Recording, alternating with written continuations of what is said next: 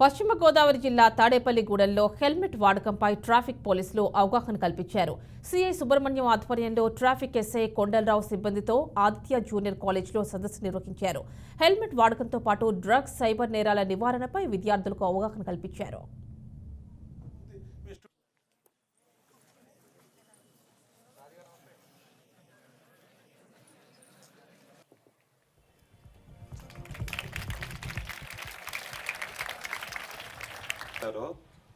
వాడు ఒక పిచ్చివాడితో సమానం.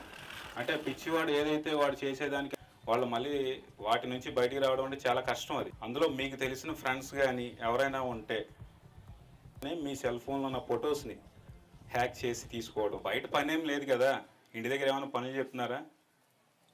కాలేజీ నుంచి మళ్ళీ డైరెక్ట్గా ఇంటికి వెళ్ళిపోవడం అంతే. ఈ మధ్యలో మీకు ఎటువంటి పని ఉండదు.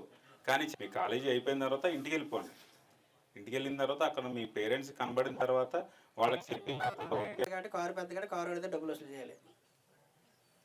5 లక్షలు డిమాండ్ లేదా ధర్నా.